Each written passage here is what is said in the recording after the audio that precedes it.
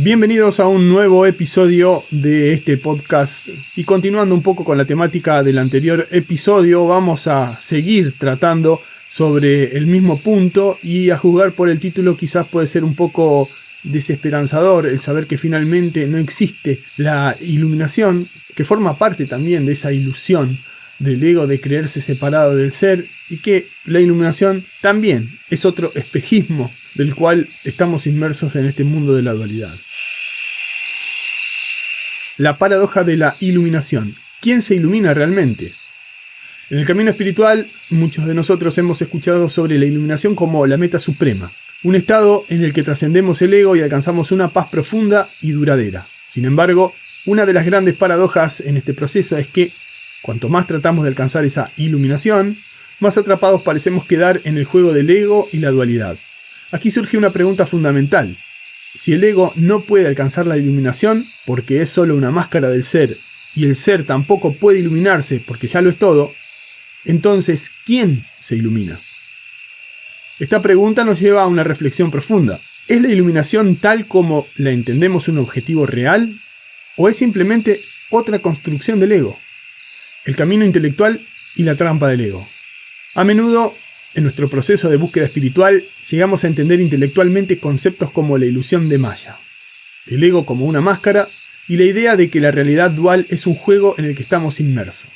Sabemos que placer y dolor, amor y odio son parte de este ciclo interminable y comprendemos que la iluminación, en teoría, debería trascender esa dualidad. Sin embargo, seguimos atrapados en esa misma dinámica, repitiendo patrones que parecen imposibles de romper. Es aquí donde surge otra paradoja. Intelectualmente comprendemos que todo es una ilusión, pero en la vida práctica seguimos viviendo las mismas experiencias de dualidad. Es como estar atrapado en un nivel de este juego, sabiendo que es solo una parte del todo, pero sin saber cómo desbloquear la salida de este laberinto. Nos damos cuenta de que, aunque hemos logrado un cierto nivel de comprensión, no hemos integrado esa verdad en nuestra experiencia cotidiana. Sabemos que no somos el ego, pero seguimos actuando desde él. ¿Por qué ocurre esto? Una de las razones es que el ego se adapta y juega su propio juego. Incluso en su intento de despertar, lo hace desde una postura de supervivencia. El ego entiende que, si sigue siendo lo que es, tarde o temprano será derrotado. Entonces se mimetiza con la idea de trascender, fingiendo que está alineado con un propósito superior. Pero en realidad todo sigue siendo parte del mismo juego del ego. Como habíamos comentado anteriormente, volvemos a citar a Jesús mismo, donde nos advirtió sobre esto. Si Satanás pelea contra sí mismo, su reino no puede sostenerse. En otras palabras, el ego no puede derrotar al ego, no puede ser el artífice de su propia disolución. Rendirse al proceso, la clave del despertar. Llegados a este punto nos damos cuenta de que la iluminación no es algo que podamos forzar a través de la voluntad o el control.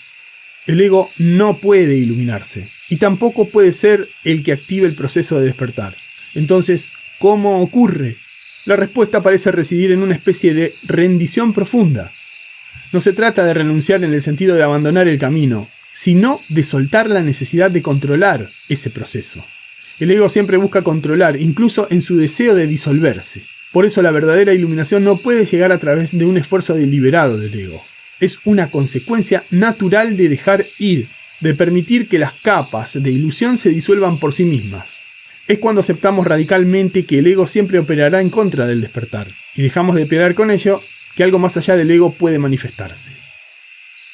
Este algo no es un evento que podamos provocar ni un estado que podamos alcanzar. Es el reconocimiento de lo que ya somos. El ser no puede iluminarse porque ya es. Y el ego no puede iluminarse porque no es real. Es solo una ilusión. Entonces, la iluminación, tal como se suele entender, no existe en el sentido de un logro personal. Nadie se ilumina porque no hay un yo separado que pueda experimentar la iluminación.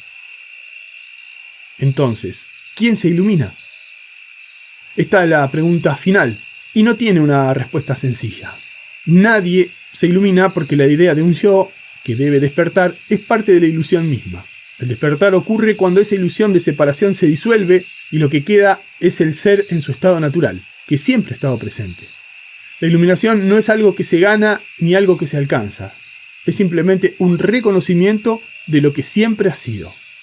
Podríamos decir entonces que la iluminación no existe tal como la mayoría la entiende. No es un destino al que llegamos, sino el desvelamiento de una verdad que siempre ha estado ahí, oculta por el juego de la mente y el ego. Como bien dijimos, uno puede saber intelectualmente todo esto, pero seguimos atrapados en esta dualidad. Y esa trampa se desactiva no con más conocimiento, sino con la rendición completa.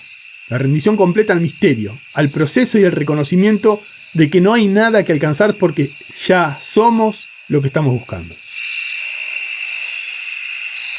La conclusión, la trampa en la que muchos caemos es la creencia de que la iluminación es un camino a seguir, una meta a la que llegar. Pero esa misma creencia es parte del problema, porque implica que hay un yo que debe iluminarse.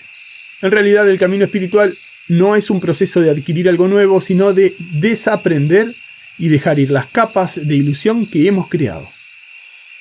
El ego no puede despertar y el ser no necesita despertar. Entonces volvemos a preguntar, ¿quién se ilumina? La respuesta es que la iluminación es simplemente la realización de que no hay nadie que necesite iluminarse.